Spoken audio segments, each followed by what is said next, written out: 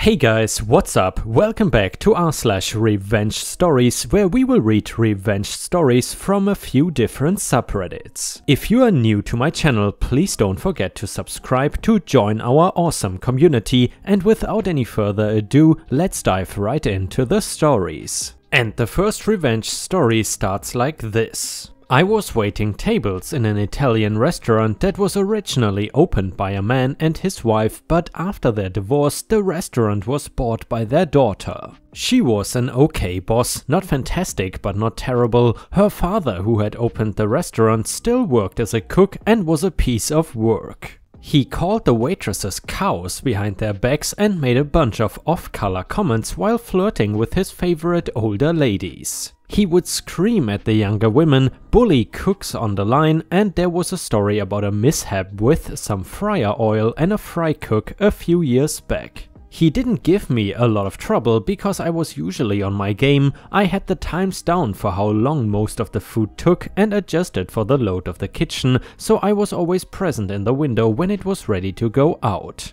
However, I always heard his snide little comments, muttered some of my own at him a few times, but I always waited for the perfect time to get him and get him good for being such an insufferable prick. Finally though, I got my chance. I had 2 plates up in the window when I walked into the kitchen. I was waiting on a third and a side of meatballs. He accosted me as soon as I walk up there and says something along the lines of, "Why don't you get this effing food out of my window?" I calmly looked at him and replied, "The next time you say something like that to me, this food is not going out. This food is going on the effing floor." This guy was easily 6 feet tall. I am 5 feet 1. He just kind of smirks and said, "I'd like to see you try that." I picked up 1 plate of spaghetti and meat sauce, probably takes less than a minute to plate anyway, and just flipped it over in the window. And I need my order of lasagna and the side of meatballs too. The expo guy had a look of admiration on his face and shock at what I had done. He didn't even seem pissed at having to replate the meal. I'm not sure though. I was blind with rage and marched out of the kitchen and out onto the floor. We really were not that busy. I think they had a bus kid clean it up. I wasn't spoken to about the incident except in passing when the daughter admitted her dad could get a little intense, and her sister, who also worked there, explained that her sister often got into it with their father and it wasn't that big of a deal. He was always polite to me after that and never hassled me again. I nearly crapped myself when I realized what I had done though. And guys, I'm wondering, have you ever worked in a restaurant and have similar stories to tell? Let us know about your super negative or super positive experiences while working in restaurants in the comments. I just really enjoy these stories for some reason. And the next one is the second revenge story for today. It starts like this. I am driving with my girlfriend through a residential neighborhood where I go to make a left turn at a T-shaped stop sign intersection. Speed limit in this particular area is 15, and this guy in a fancy new 2-tone Mustang comes zipping around the corner towards me from the left, going at least 30. It is curved so you cannot see him until the absolute last moment when he is going that fast, so he came close to T-boning me. He honks and starts yelling at me, so I flipped him off. Bad idea, and I accept that. He is then overcome with road rage, hangs a U-turn and then follows me halfway down the narrow road. He then passes me on the left against traffic and very nearly runs over a couple of little kids playing in the yard right in front of their mother before pulling in front of me and stopping. He starts getting out of his car and approaches me, yelling about how I better hope my girlfriend can protect me because he is going to kick my ass. The mother appears out of nowhere, furious, wielding a brick. The guy starts telling her to call the police. Why? So he can tell them that I flipped him off before he broke 5 laws simultaneously. She charges the guy yelling, "F you! You nearly ran over my kids, you a-hole, and you want me to call the police? Do you like your pretty Mustang? Get the F out of here before I put a hole in it." The man clearly did like his pretty Mustang as he turned right around and drove away. Car intact but pride in shambles. And guys, if you have watched until here and enjoy the petty revenge, then please don't forget to post some star emojis in the comments if you want to support my channel. Thank you so much in advance. And the next one was posted by user Dungeon Monster, and his story is titled, "I got a general to personally apologize to me." Well, let me give you a bit of backstory. This was back in 2014. I was just settling into a comfortable yet unfulfilling task of being a secretary for a high, but not that high, ranking officer, let's call him Mick, in the Air Force Intelligence. I loved Mick and the other officers in his unit, but did not like the job because I was supposed to be drafted into a frontline intelligence unit, but broke my arm bad during the first day of boot camp. Anyway, I was just doing my thing on the process of fighting to be allowed into officer school with 2 metal plates in my arm and a titanium bolt in my knee, and all that time working hard to keep my commander's schedule the way he liked it. Now, my commander had one strict policy: no matter who it was, no matter how high ranking or low, if he was requested to join a meeting, an explanation, like meeting agendas, priorities, etc., had to be delivered to me as his secretary at least a week prior to the meeting to help him review it. If it was top secret or top priority, the week prior rule was not applied, but still, we requested the explanation ASAP before we could say yes or no. Well, as you would imagine, he being a high-ranking officer meant that other, maybe even higher-ranking officers might request a meeting with him. Most of the time it went smoothly, except for one. One morning I was receiving a call on the main line from a certain secretary of a certain high-ranking officer, let's call her Betty, and him Benny. "Hey OP, I need Mick to head over to a conference meeting tomorrow at our office." Their office is in a different city, like a 30 minutes drive. Hey Betty, what is this all about? I haven't seen an email invite with the details." "Oh, we cannot send it. It is top secret." This was not surprising. When things were top secret, usually it was explained over the red line and in some cases sent by fax connected to the red line. Okay, wait a second then. I switch to the red line and call her office. She picks up and I can literally feel her scoffing through the phone and say, "OP, this is not really necessary. Just tell Mick to head over tomorrow by 10:30 AM. "Sorry Betty, I cannot do that without being given an explanation, written or verbal." "What? Do you even realize who you are talking to?" And guys, apparently Betty suddenly turned into a Karen. She then goes into me yelling that she could have me on trial for not following orders from a superior officer. I was a mere corporal, which was unusual for a colonel. She was a major and I a secretary of a brick general. I then go into anger management mode and, keeping my tone the most calm and reasonable, I say, if your commander is not pleased with my reasoning, he is more than welcome to settle this with Mick. The thing is, Mick is not available until 2 days from now because he is in active training. Almost all Air Force commanders and high-ranking officers are also pilots and need to go to their respective bases to train once a week. "What? Your commander will hear of this." Well, figuring this is not over, I sent a page to Mick saying he might receive angry calls soon. He is a really chill guy and knows to trust my judgment by now. Also a side note, Mick's office is so unique, he doesn't have a direct commanding officer that is Brick General. His direct commander is the commander of the entire Air Force. 15 minutes later, I get a conference red line call from the Air Force Command Office. In it was me, Betty, and the secretary of the commander, let's call her Angela, outranking both me and Betty by a lot and 100% not interested. Angela, "Hey OP, I'm here with Betty. I understand they requested Mick to come to a conference tomorrow." Me, "Yes, she did call me, and as I explained that without a reasonable excuse, I cannot change his schedule like that." And Betty then said, "And like I've said, I cannot divulge that info to a corporal. It is top secret." Angela, now getting more annoyed by this, "You do know there's no officer acting as Mick's secretary, right?" Betty, "It's not my problem. I have orders not to divulge top secret info." Which, by the way guys, is total BS. I have clearance levels higher than most, as Mick's role is head intelligence advisor to the Air Force commander himself, sometimes representing him in meetings with top-ranking officials across the globe. Angela responded, "Well then, even if you are right, why didn't you fax it via the red line? Send it now or Mick won't arrive." Betty, "Oh my god, what is it with you people? Don't you get that my commander's meeting is important? Send Mick and that's it." She then goes into yelling at the secretary of the Air Force commander, blaming her for incompetence. Suddenly, we hear rushing steps and a different voice comes up from Angela's phone. Hi, yes? Who is it? Betty. It is Betty from Benny's office. I understand you're the secretary of the Air Force commander? She then opens up on a tirade of lies about me and Angela. The voice cuts her. I'm sorry, Betty, but this is the Air Force commander. Remind me, who is this Benny you are so arrogant about, that you decide to yell at two of my most trusted secretaries? Betty now grasping at straws right now, mumbling, Oh, sorry, sir. It is just that they were not very nice. The Air Force freaking commander, while I can hear Angela laughing her ass off in the background. Betty, listen closely. I don't like your attitude and do not approve of your demands. You can tell Benny that until he personally apologizes to both my secretary and Mick, he can expect no attendance from the Air Force in any meeting. Good day.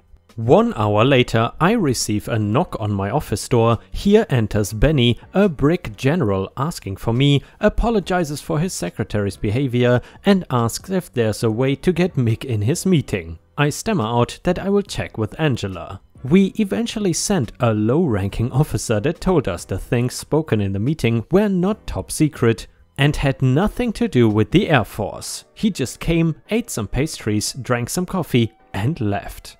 Betty never called us again, only Benny, and he always asked for me. And guys, while I don't feel like this is a true revenge story, it was still a nice display of karma at work. And you know guys, one thing that really irks me on Reddit is that there is not really one single good subreddit for stories about something like instant karma that is text-based. Most of these subreddits are either video or image-based, unfortunately. And the next one is titled, Neighbor Destroyed My Tree Roots. This is a classic pool guys versus tree guys. I'm a tree guy, neighbor behind me was a pool guy and a prairie dog. Meaning the kind of neighbor that likes to peek over everyone's fence and get in their business. And a douchebag, but that is just ad hominem at this point. We will call him PD for prairie dog. His wife, PDW. PD is a contractor and he likes to fix everyone's stuff. He tries to be neighborly when he tells you he will help you fix your decrepit, crappy doghouse or fence or whatever, but it is like no one asked you. So my wife is out back one day and PD pokes his head over the fence to tell her our Chinese hackberry trees we have growing in the yard are dropping stuff in his pool and on his deck and ruining everything. Now my wife and I have recognized this and in fact had an appointment with an arborist to take a look to see if we could treat the trees to make it stop fruiting. These things are big and beautiful and we don't want to take them out if we can avoid it. Said appointment was a couple weeks away, so my wife tells PD what the plan is and he says, That won't work, gotta remove the trees. Let me know when you want to take them out and I will help you do it. What a nice guy. My wife tells him we would rather get the opinion of an expert and then he asks her the dreaded question all wives hate. Is your husband home? Let me talk to him. Now my wife is not to be trifled with. I commend her for not knifing him where he stood. Instead she comes inside where I am watching a movie with my sons and says to me, Go out and talk to the neighbor before I do something I regret. He wants to take out the trees. She explains the scenario and I thank her for her restraint and for staying out of jail. I go out to talk to PD. He tells me the same thing he just told my wife. I tell him about the arborist. He tells me the same thing about taking the trees out and that he would be happy to help when I want to do it. As long as it is in the next week or two, that is. When I tell him that we are going to wait for the opinion of an expert, he tells me that he is going to have to see a copy of my homeowner's insurance. This is a little bit out of left field for me, and so I simply roll my eyes and say, yeah, you know what, I will go right inside and get that for you. Wait here. He knows I am being sarcastic at this point and tells me that the trees have to come out because the roots are growing on his side and there is no way they can stay. So now we are talking about two different problems here and I say, I'm not going to make any decisions here and now. I'm going to have an arborist look at it and I will let you know what he says. I go back inside and leave PD standing there in his Oakley wraparound sunglasses. The next day I am sitting in my backyard enjoying a cold drink and barbecuing up some meat to enjoy. I notice PD standing on the fence trimming the tree branches that had grown on his side all the way up to infinity, as is his right to do. That didn't make the activity any less jerky, but whatever. He notices me sitting in the backyard and gives me a look. I smile and raise my drink, and he goes back to trimming the trees. All the time, he has a sour look on his face and keeps glancing over at me. So I go and stand right underneath him and watch him as he trims the trees, sipping my drink and staring up at his work. After a few minutes of this, as he is wiping the sweat off his brow, I remark, "You missed a spot." I stroll away chuckling to myself and throw my empty charcoal bag into the trash on the side of the house and go back to my comfortable spot under my patio.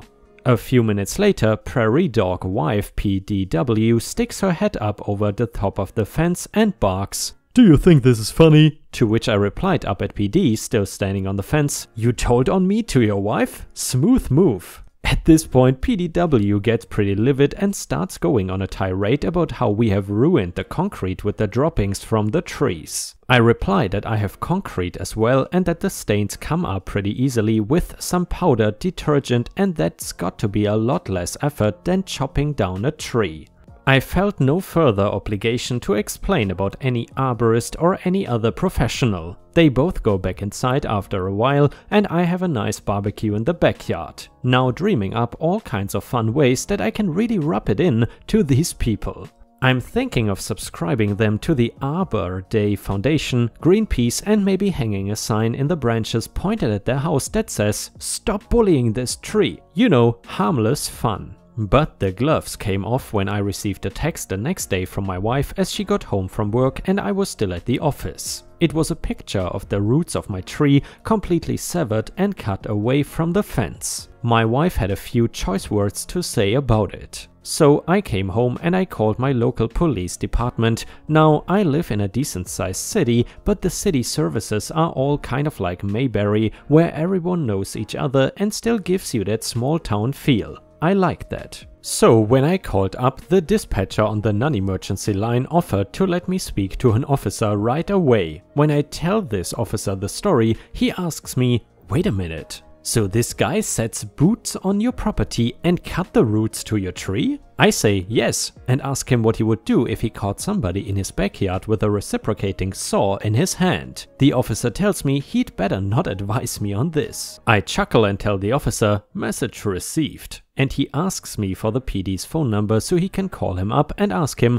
about what happened personally. I happily oblige him and give him PD's number, which PD had graciously given me to call when I was ready to have him help me take the trees out. And then the officer tells me he will call me back as soon as he has spoken to PD. Less than half an hour later, I get a call back from the officer who tells me, "Well, he cut your roots, that much is for sure. He admitted it to me, but he claims the longest arms because your backyard fence has to be 6 or 7 feet tall, right?" I laugh. He continues, "Because he admitted it, he is liable if the tree dies. I don't know if you have investigated tree law, but it is really expensive to replace a tree and you could have a lot of fun suing him over that. I don't think he's going to be bothering you about this tree anymore because he and I had a nice chat about it." I start laughing my head off and tell the officer, "That tree is not going anywhere. It's a Chinese hackberry tree. It will survive the end of the world." To which the officer replies, "I wouldn't tell him that if I were you." I never heard from PD about those trees ever again, and eventually we had the trees treated so they stopped dropping crap everywhere. But I waited until PD moved away before removing the trees entirely.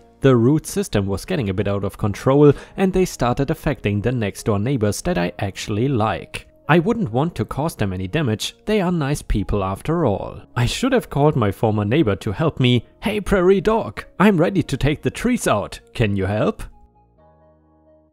And sadly, Ripe Stars, we have already reached the end of the video. However, as usual, if you cannot get enough of my videos, I would suggest you to check out my endless binge watch playlist, which will show up very soon on the left side of the screen. In addition, please don't forget to check out my Patreon at patreon.com/ripeyoutube for more exclusive Reddit content. Mainly, at least at the moment, just no mother-in-law videos. In addition guys, I would just like to say we are super close to 50,000 subscribers, so I would really appreciate if you could subscribe to the channel. It would be a dream come true to finally reach 50k. Thank you so much in advance and I hope to see you again tomorrow.